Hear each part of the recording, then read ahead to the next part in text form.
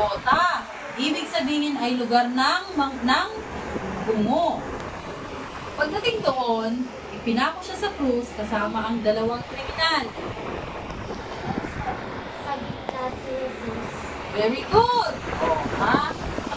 Nasa gitna si Jesus. Part niya ate yan, ha? Dalawang kriminal, isa sa kanyang kanan at isa sa kanyang kaliwa. O, tama. Nasa gitna si Jesus. O, may ano ka sa akin, ha? Sa ibabaw ng kanyang ulo ay may nakasulat. Ano daw yung nakasulat, ate? Sa ulo, sa gitna. Ha?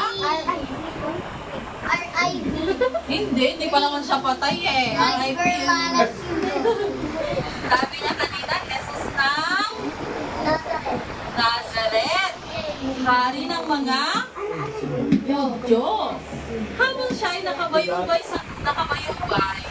maraming tao ang nanonood. Ang ilan ay nangungutya. Sabi mo, buti nga yan sa'yo. Mga iba, buti nga sa'yo.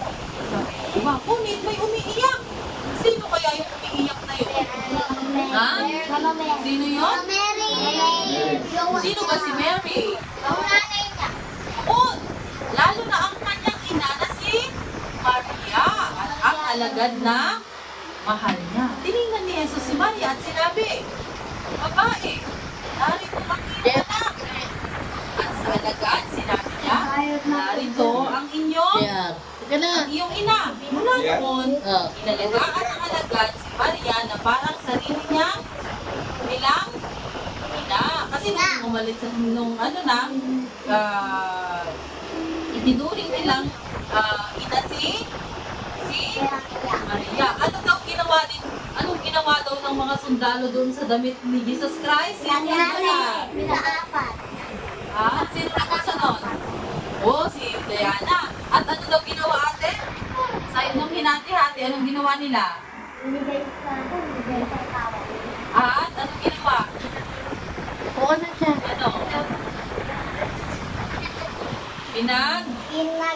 Ano? Ano pinagsagalan? Palabunutan? Kanilang